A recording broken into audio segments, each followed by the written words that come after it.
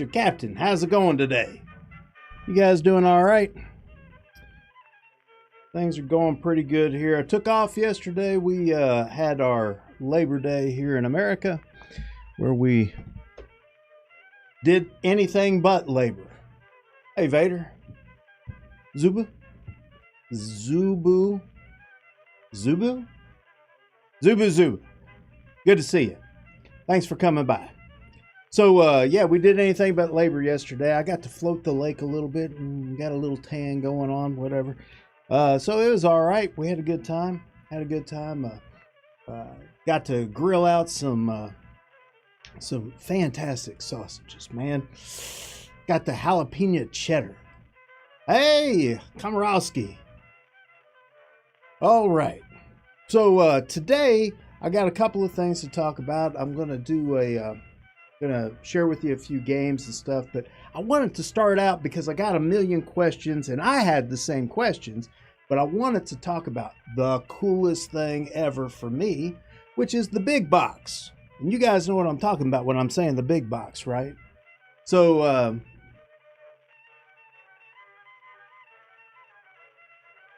no, didn't get the pierogi. Nope, did not get the pierogi. We got the jalapeno cheddar. So that's what I got. Yes, I've played the Convoy app, and I like it. It's good. I mean, it works.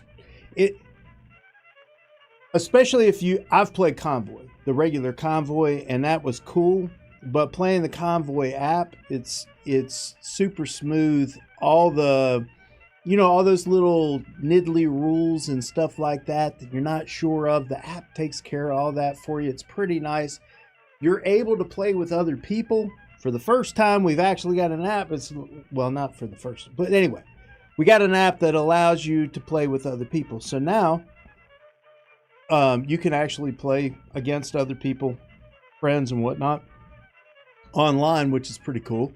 So it's a 2-player game that you can play against the AI or otherwise.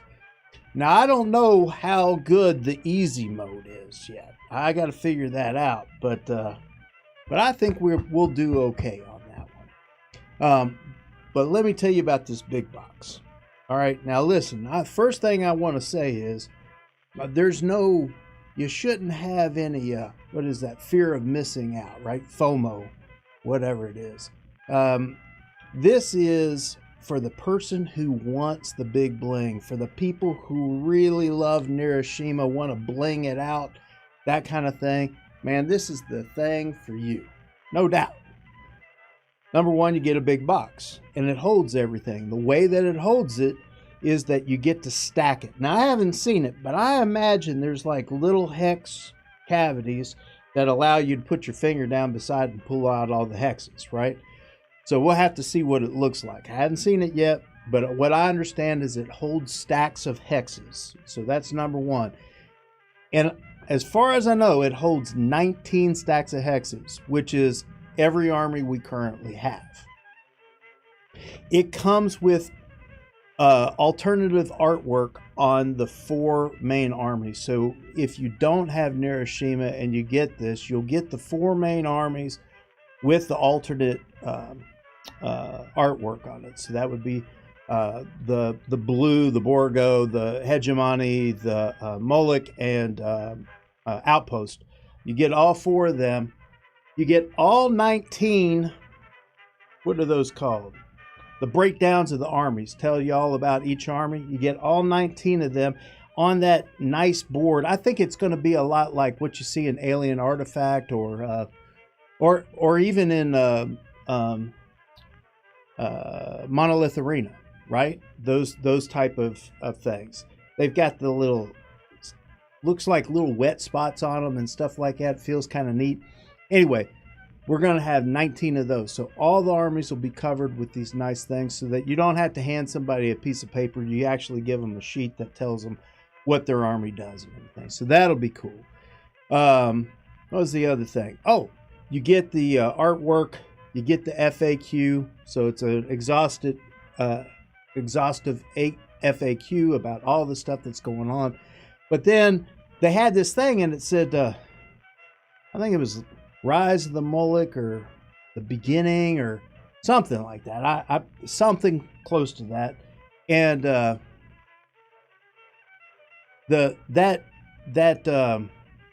is a campaign, and from what I understand, it's sort of a legacy thing. It's two players go through. I think it's like 5 layers or five games, and I don't know how it works. All I've been told is that it's sort of legacy style campaign for 2 players, right? So it just sounds fun. And the idea that everything fits and they fit without having to bag them all. And then you get the little plastic pieces. So all your markers are going to be these plastic pieces. And from what I saw, it's going to be the actual, the nets and stuff like that. And also each of your armies will have its own plastic bits too. So that's pretty neat. So anyway, I think that's pretty much all I know about that. Now, the other thing that they announced, and I wanted to know more about, was the 51st State Moloch thing, right? And what this is you put some cards into the regular deck, and it changes up some stuff that have to do with this Moloch stuff. But then it has its own card pile too, and Moloch has these machines that are coming to get you.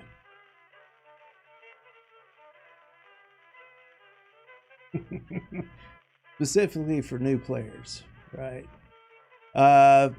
Is great stuff specifically for new players. New players are gonna, if you want to get in to Hiroshima, I think getting the big box and then they've got, I know on the European website, on the Polish website, they've got a bundle, I think, of all the expansion armies.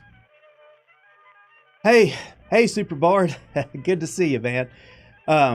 So that 51st, what you end up with is you end up with these robots, these robot cards, and the robot cards are coming to get you. Hey, it's a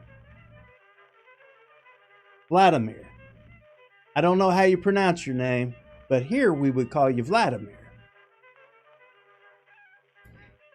So anyway, you can attack that robot, or you can hack it, and then you flip it over, and the other side tells you what you can use it for. It becomes a card that you can actually use in your tableau.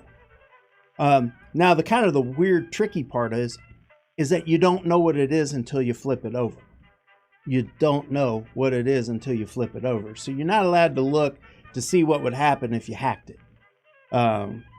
So I think at the beginning, I think it'd be fun to just keep on playing that way. Don't look at it and learn it as you go. But after a while, you'll know, I guess, what a lot of these things do.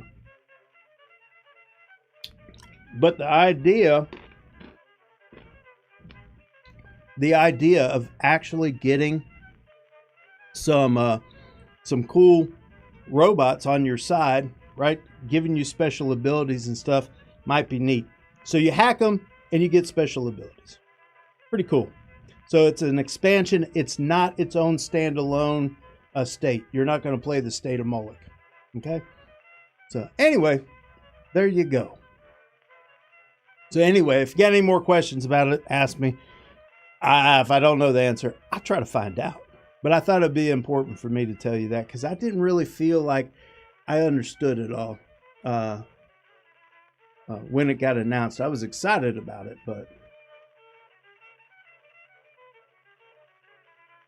we got another Vader. All right. And do you pronounce W or do you pronounce V? So, like, is that Voldek or is it Waldek? I think you guys say W. I remember some Polish-speaking people saying things that sounded like a W as they said it, so I bet it's Waldek. Anyway, let's get playing, shall we? We're going to go old DDM versus Moloch here. So let's see what happens. W like V. Okay. W like a V. Like German. All right, here we go. Playtime.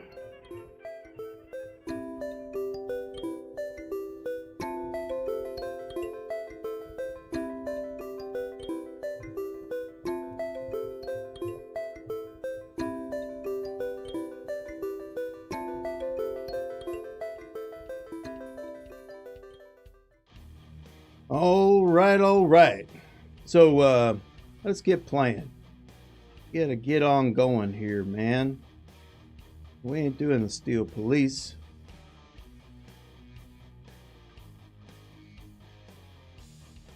Yeah, I think that music and the playtime is called something robot, like Robot Parade or something like that.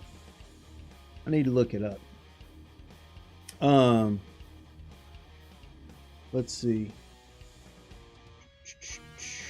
What are we going for? Where is it? There it is. Ah. All right.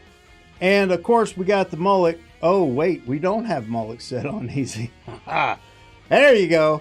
Now we got it set up right. All right. Moloch is on easy because if you're going to do it easy. And boom. All right. Oh, hold on a second. Wait a second.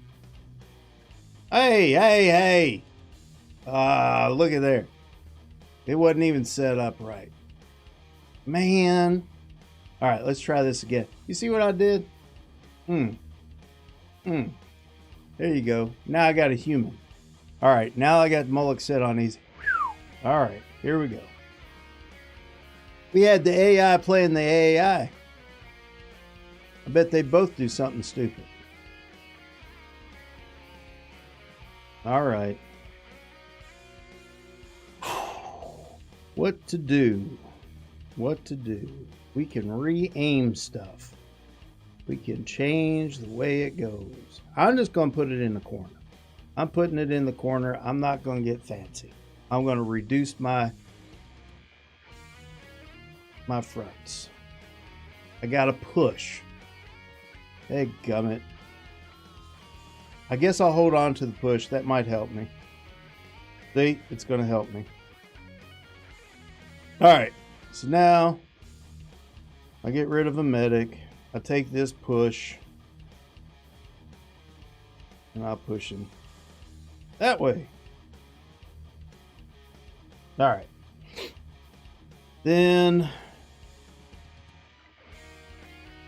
let's see. I guess I'll put this one here. Put the medic there and call it done. Boy, that is not very exciting, is it? Come on, give me something good. Oh, now we're talking. Now we're talking.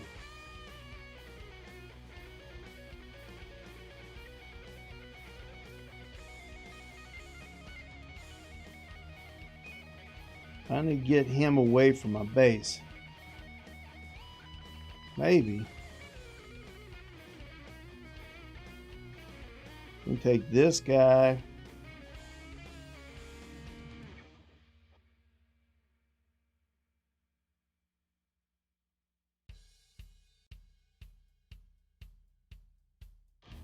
He's got him right in the middle.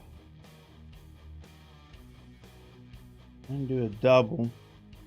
And hit him.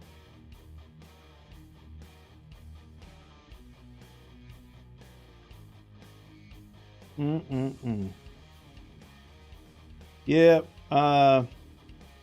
This may be ridiculous, but I'm still chasing that infinity damage. I want the infinity damage. Hey, Ben.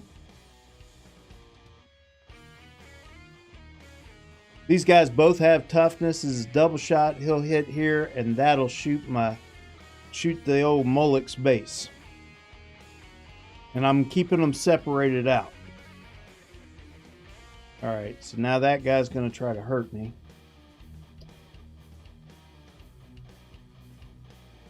And man, I don't want to get rid of those, but I have to. I'll put this one here. And I'll put So this is interesting. This one, it's got that double arrow, which means it can add plus to this or plus to that, which is interesting. But I think I'm just going to go like this because I can still shoot him this way. We're waiting for that bomb. Oh, he's got a double attack. I got a battle. Oh, here's my triple. All right, now if I take the triple, yeah, it's not working the way I want it to. Let me think about it. We definitely aim that guy there.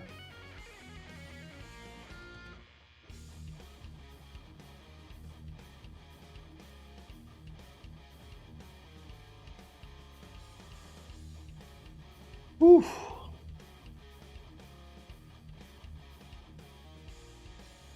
All right. So if I put this guy's got blocking on that side. Dadgummit.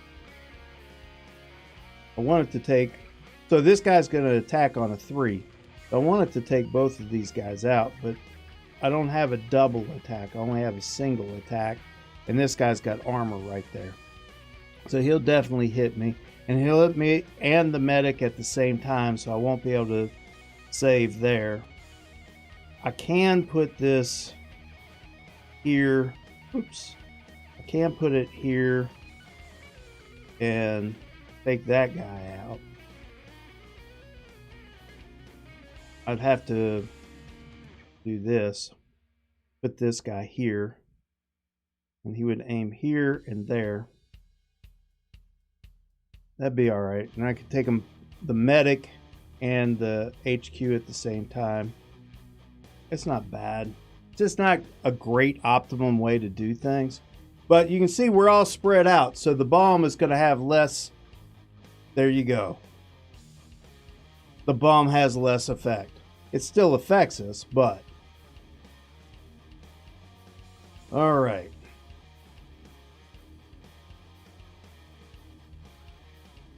Now this guy's here.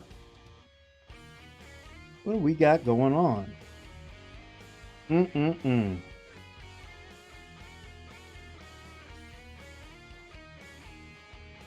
Can't move them.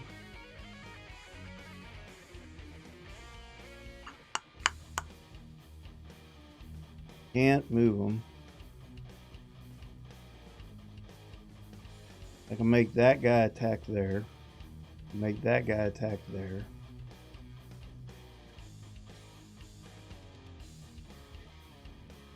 Yeah, the bomb's gone, so we can start beating stuff up. +1 doesn't help me because these go off at 2, and this one is a 1. So if I were to use it here, it'd just still be a 2. This guy is not going to be shooting because I don't have a thing for it. I think I'm going to use the medic. So if I take this and I put them this way, it'll do some damage. And I can put this medic here just to keep this guy alive even longer. Use your HQ ability to turn your Gauss. Oh, right, because it can turn anywhere. Damn, I forgot about it. Right. Man, I forgot about that. Thanks, Spencer. I always was thinking that it's next to it, but man, with DDM, you can just turn anybody.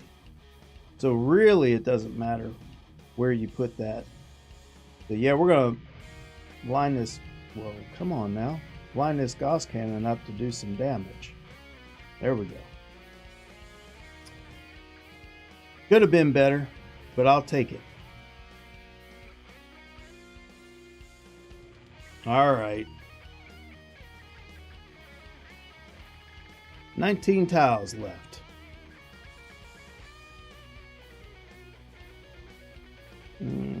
I can't hit any reflectors. I got a 2 times. Now that 2 times could make that guy go off, which is perfect. I don't need this. I need this. And because I don't have a battle, I can put something here to keep him from hurting me. I hate it because I'll lose this guy, but he'll be able to kill some people, so that's all right. That's going to be really good. And that'll kill this guy. Woohoo! Before this guy shoots, and he's going to shoot twice on 1 and 0. Oh, this is going to be good.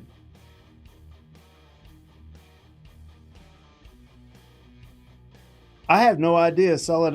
I just used the I got a Samsung, so I use the thing that is not IO. Android. Yeah. You know, I imagine they'll get around to monolith as well, Solid. That they've been working, you know, now they've got it was being farmed out to a different company. All the apps were being farmed out to a different company, but now they've got their own sort of thing worked out. They actually own these, and they're taking control of them. And so I think we're going to have a great network of apps at this point. Yeah, 2021, we're going to have the new Nirishima Hex app that is actually going to be put out specifically by Portal Games. So, all right, let's see what happens. Boom, boom.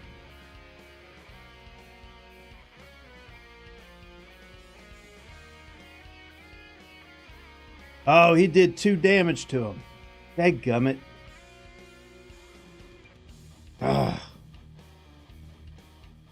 Man, that stinks. I thought for sure we were going to get more damage on him. But he put that guy in at the last minute. He put a guy right here, aimed at us over there, and he got that bonus to his range. So that was 2 attacks right there. Man.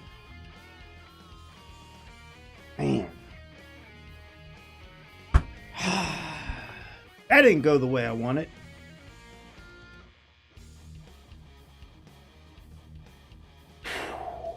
All right, I tell you what.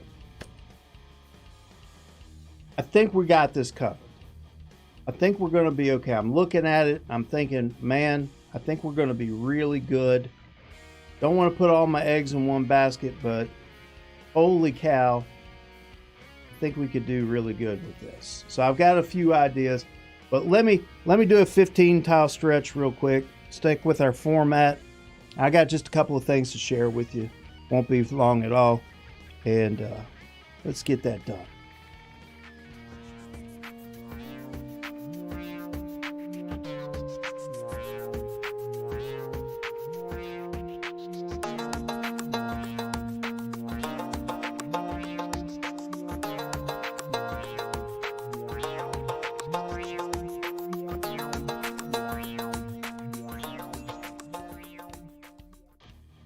Well, this weekend, I actually downloaded this thing. It's a PDF.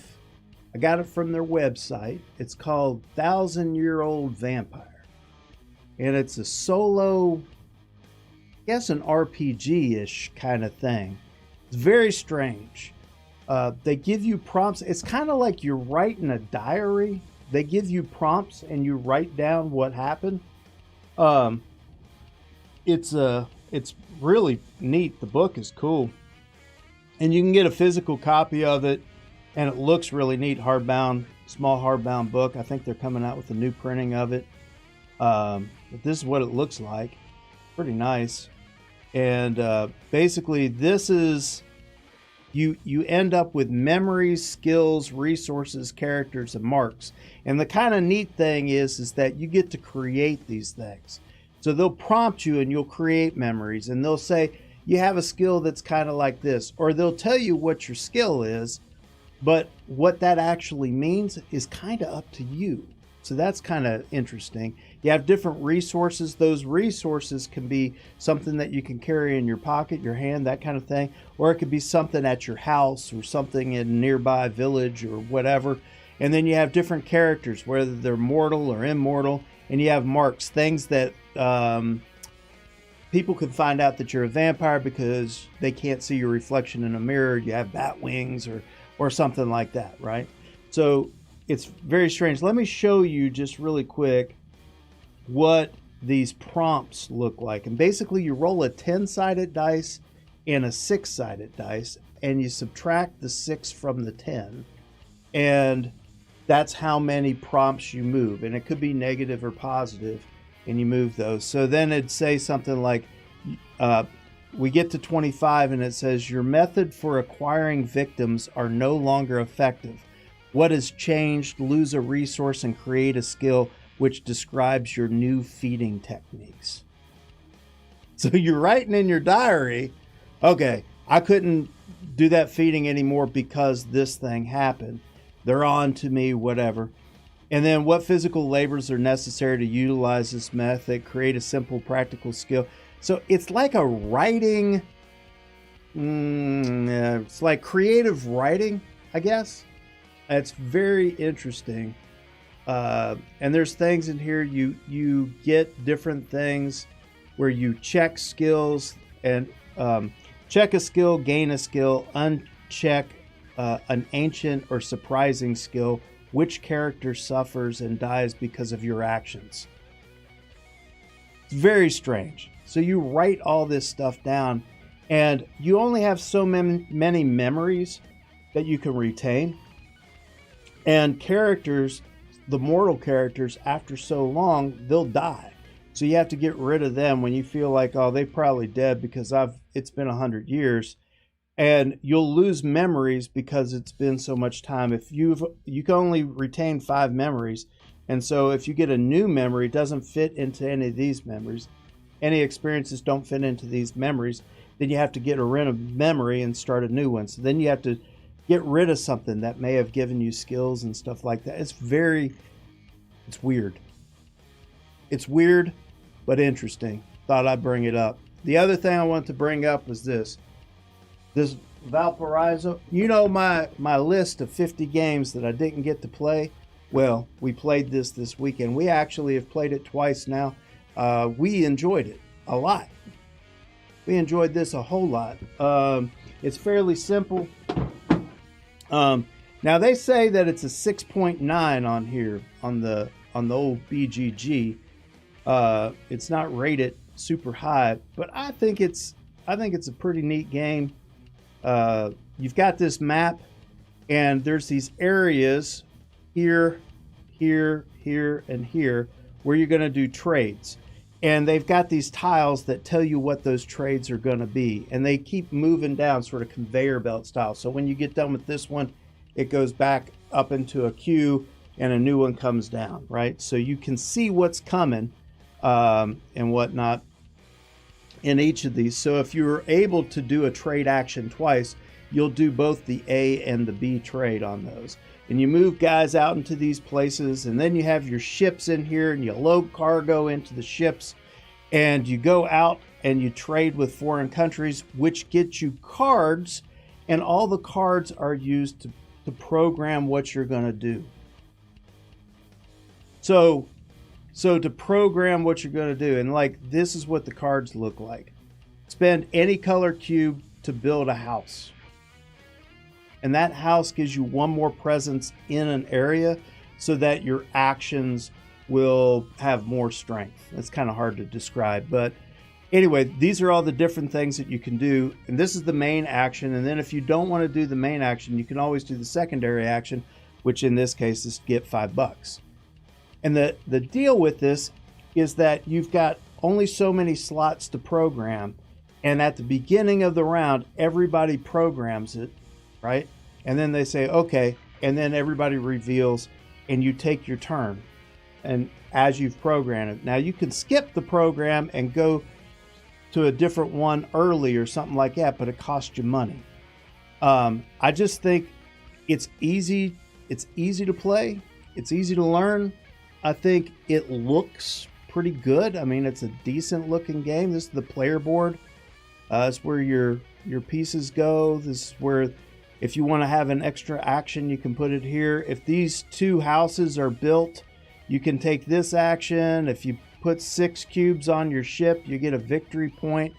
You know, it's pretty easy. It's a programming Euro. That's right. That's exactly what it is, Ben. And dadgummit, I think it's pretty easy. At the end of the game, when you go, okay, I'm at the end of the game, how many victory points did I get? You got victory points on your cards. So the ones that you've traded for, the new cards, the basic cards you start with, you don't get any victory points with. But the ones that you trade for, you get victory points for the cards that you trade for, right? And then at the end of the game, you can look right here, and it says you can trade any color cube for 3 pesos. And then you can trade 20 pesos for a victory point. So at the end of the game, you do all that, and you figure out how many extra victory points you have. And basically, the game is triggered when you get to 19 victory points. And then you get the additional victory points from your cards and from your money, basically. So, and I ended up with score of 30 and 35. And those were winning scores, were 30 and 35. Like I said, the game triggers at 19. So that gives you an idea of what's going on. And it's usually pretty tight, and everybody's trying to figure out everybody else's stuff a little bit. There's not really a lot of take that, but you can kind of mess people up a little bit. Kind of get to it before them, that kind of stuff. It's pretty nifty. And these are what the trade actions look like right there. So you can do it 1 to 3 times. Trade $10 in a gray cube for 2 victory points, right? So anyway, that's that Valparaiso. Now, the one thing, let me find this real quick. So I don't know how you guys do this. And I'm going to take a few seconds to do this because we're going to kick Moloch's butt. But I didn't know how you guys did this. Now, this got a rating of 6.9. I've only played it twice, but how would I begin to rate this thing, right? So I go into edit, and I want to think about how I'm doing it. So I go into comments here, and I say the aesthetics. I think the aesthetics they're pretty good. I think that for a programming type game, I really liked it. It didn't seem chaotic. Some of those games you have no idea what's going to go on. Like, what's the one with the cowboys on the train and you're trying to rob? Man, I didn't feel like I knew what was going on with that. And I think sort of resource management, I felt like it was pretty good. It was a tight game. You always feel like, oh, I don't have quite enough. You're trying to fit Cold Express. Thank you, Komorowski. And I feel like it's a tight game. And I think when you do resource management games, if you feel like you can do everything, it's not so much fun. I like it when it gets kind of tight. It's like, oh, wait, am I going to have enough? Oh, if I do this, then I'll have just enough cubes, right? That kind of thing, or just enough money. So I felt like that was pretty good as far as the resource management goes. So that was cool. Let's see, what else? Ease of play. Ease of play. Well, I think ease of play, yeah, easy to teach, easy to learn. I think, yeah, definitely. That's high marks right there. I'm just doing a 1 to 3. 1 is it didn't do good. 2 was it's average, and 3 is it's really good. So what else can we judge a game on? Well, we can judge a game on the end. Like let's say the length of play. I think a length of play, you know what? I think when me and my wife played a 2-player game, knocked it out. It was great. At 4-player game, it got a little long. It really did. You can speed it up by using this timer so that when the first person gets done programming, they flip the timer over, and then everybody has I think it's a minute or something to get done programming. But that doesn't seem fair, especially to new people. Replayability. Yeah, that's a good idea. So length of play. I think the length of play is good. I don't think it's great, right? I think in a 4-player game, it felt like it stretched out. Hey, Dumb H. Replayability. I like replayability. Now, I've only played it twice. And things change. And I will say this, not repeatability, whatever. Replay.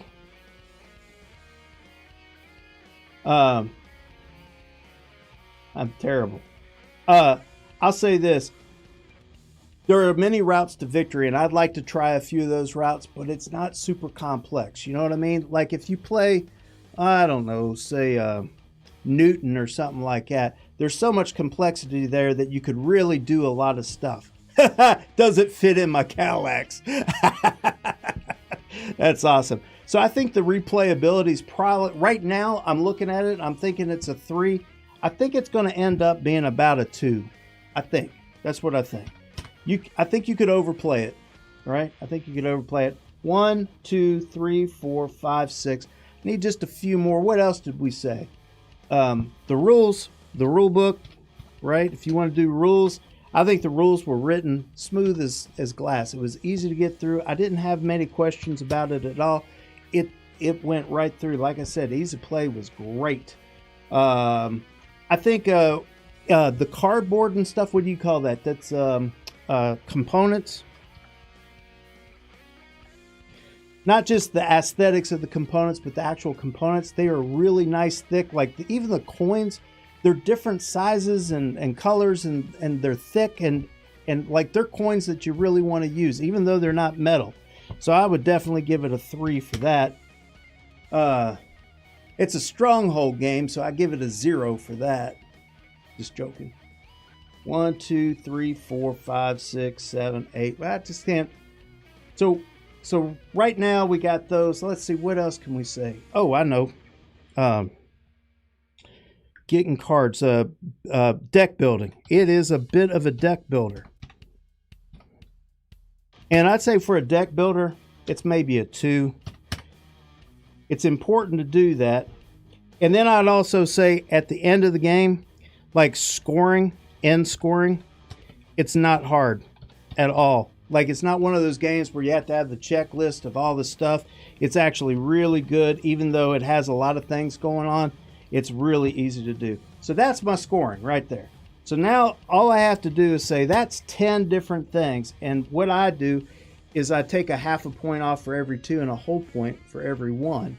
So I start out with the 10, and that'd be 9.5, 9.5, that'd be a 9, that'd be an 8.5, that'd be an 8. This game total is an 8. That's where I am right now. Now I may go back and change it, may come up with some different ideas as to why I gave it an 8, but I definitely would say that this game is an 8. So now I could go in and actually set that. But that's how I do it. I don't know how you guys do it. Yeah, it's Stronghold. Well, you know, Ben, I think that, man, I was trying to remember, but I think Tyler was working with Stronghold for a while too, wasn't he? Anyway, that's what I wanted to share with you. 1,000-year-old vampire, weird. Valparaiso. Hey, I got another one of my 50 done, and it works great. So let's get back to gameplay, shall we?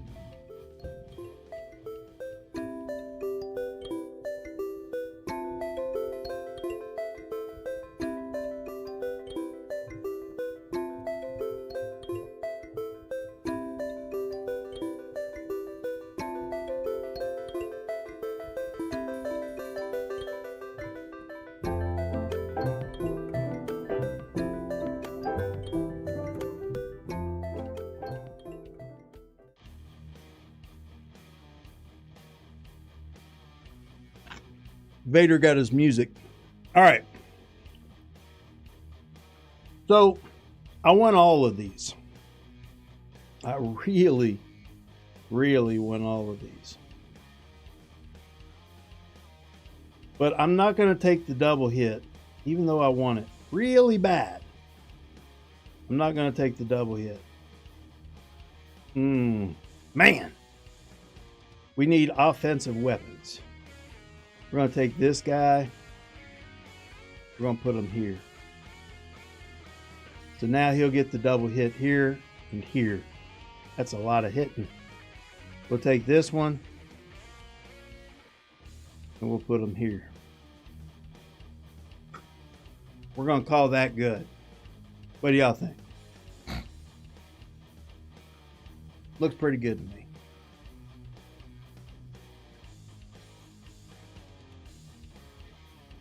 Oh, it's got that darn 3 out. Got that darn 3 out. Oh, we got a guy.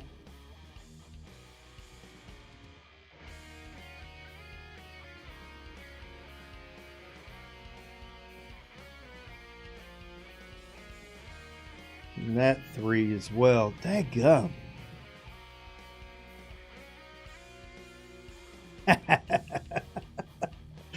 Yeah.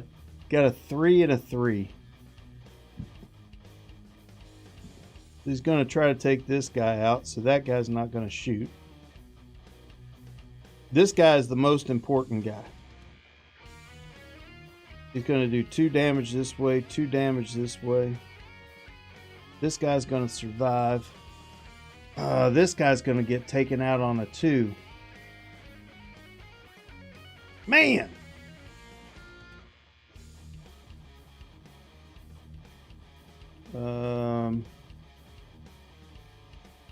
I could make that one a 2, but that doesn't help. All right. Should we battle? This guy will do 2 damage to me.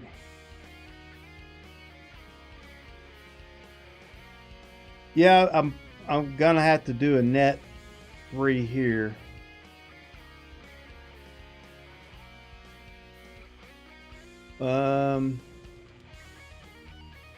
Yeah, but what am I gonna do with the +1?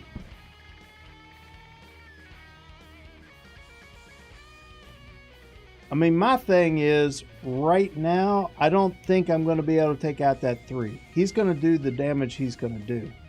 And there ain't a whole lot I can do about it. Honestly, I just don't see anything I can do about it.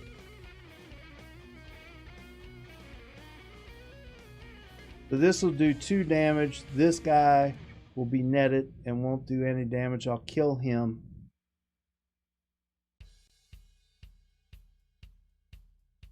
I can rotate.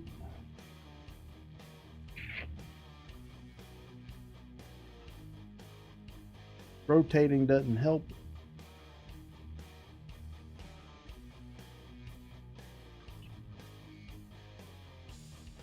Rotating doesn't help. Nope.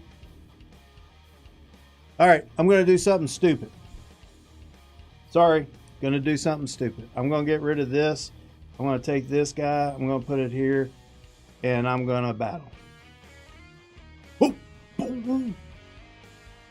Yeah, you just say Captain Link's an idiot. It's all right.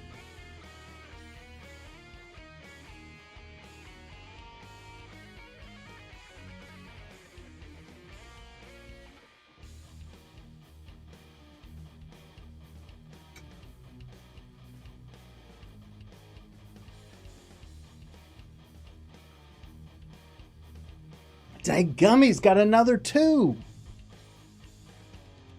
Ugh.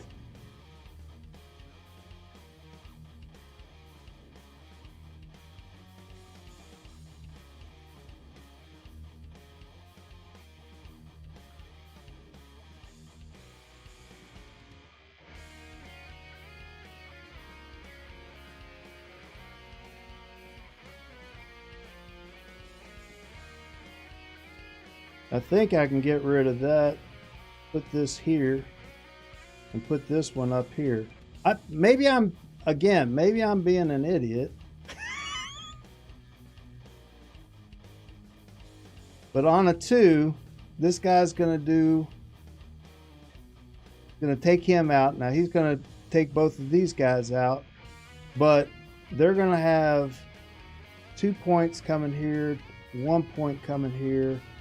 That's 3 points to him. Plus, this guy's going to take these guys out. Can't really do anything else. It's going to take all my guys. Unless y'all can think of something else, but I'm trying to do more damage to him than he does to me. He's only got 1 damage on me right now. I don't know.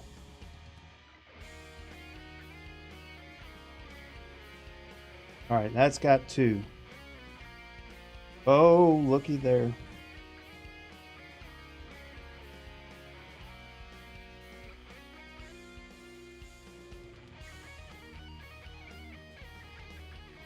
I got a net.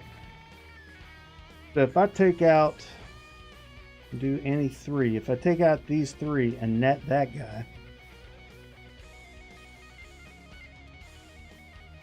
lots of things survive.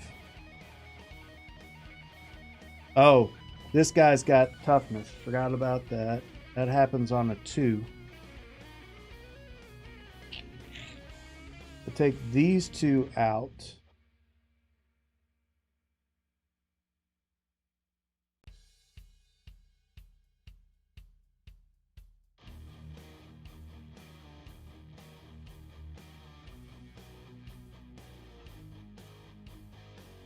Clown will die from 2. Yeah, Clown will die from 2, but so will my Reflector.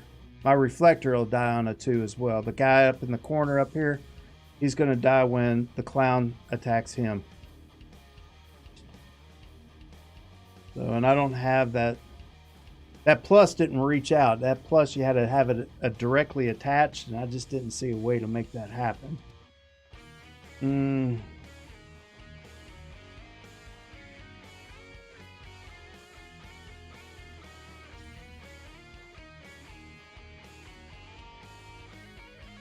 Oh, I got toughness on that guy.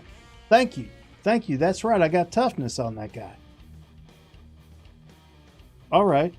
So we can take out these guys, these 2 guys. Or we can take out these 3. Yeah, okay. So I hate to get rid of this 3. But I think it makes the most sense. Go for 1 weapon. So now I'm thinking about taking these guys out. That'll bring the Clown down to 1, right? And then on 2, we'll take them out.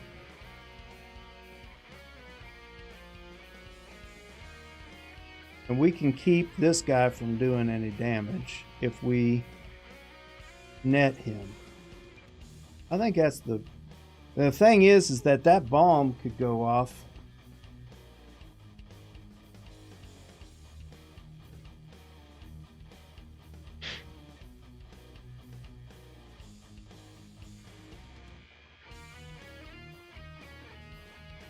Kill the 2 2s. That's what I'm thinking too, brother.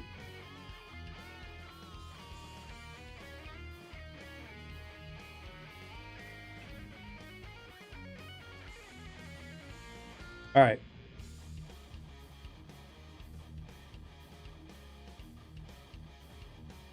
So we got those gone.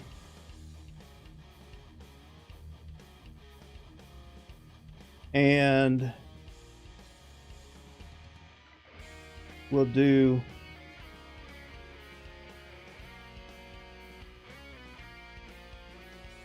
that. Make sure we have at least 1 path. All right. Ah, hey, gummit.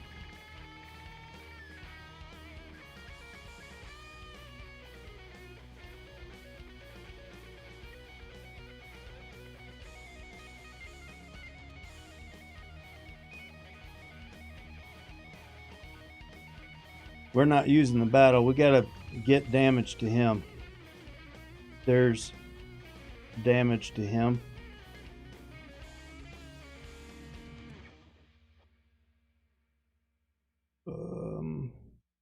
We can rotate this guy around. So if we use this power and take this guy and rotate them this way. Right? And then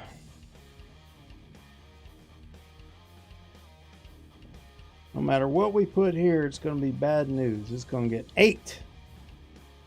There's nothing I can do about it.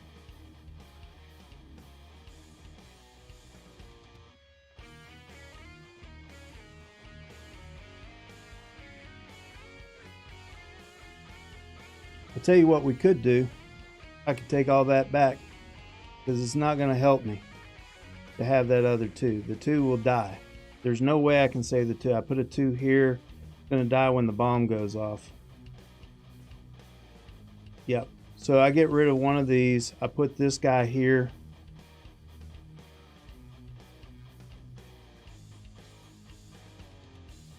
I could let him stay in the hand. But if I battled right now, we win, right? We get pretty far. You can put a guy here. But he's not going to put anything greater than a 3 there.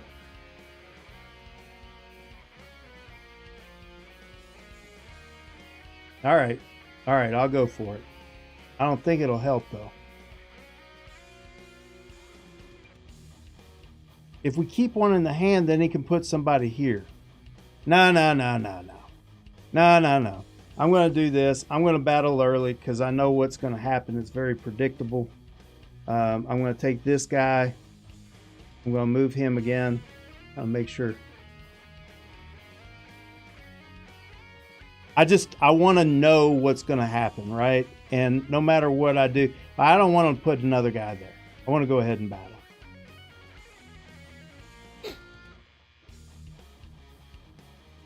All right, initiative 3. Bam. Kaboom. There you go. Initiative 1. Ha. See there? We did all right. All right. My final turn. Well, seems like we should just do this. Man, still no infinite, you know? Still chasing that infinite. All right. Final battle.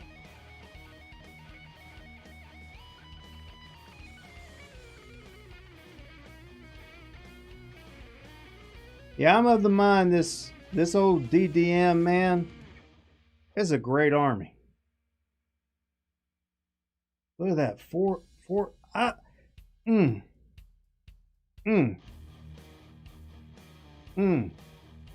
Where'd I have them? I had them on 4 because I hadn't played a lot. But man, I'm telling you, you're going to take out the Moloch. I really like Smart. And I like Steel Police. And I like Dancer. But I don't know. Maybe this Doomsday machine needs to move up in the ranks. What do you think? I like them.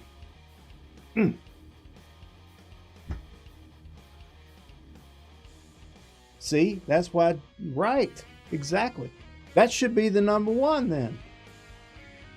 Right? That should be the number 1. Yeah, I like them. It's fun. You know what would be cool?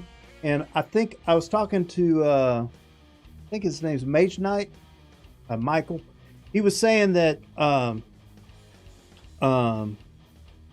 you ever played 2 armies the same army? Right? And it's like, well, I don't have a way to designate one army from another. But I was thinking that might be really cool. You take something like DDM, right? And you I don't know, make marks on one or have different alternate artwork or something like that. You put those down and different color, something like that.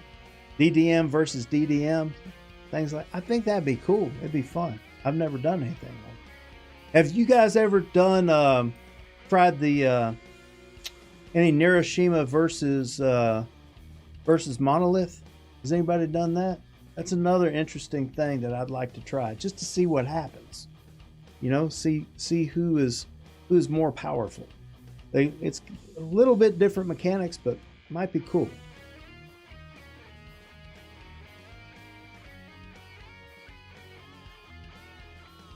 Paladins of the West Kingdom. That's a good game. That is a good game. All right, brothers. Hey, good seeing you guys. Have a great evening. And I will see you next week. So, adios, Sharesh, next week. See you then.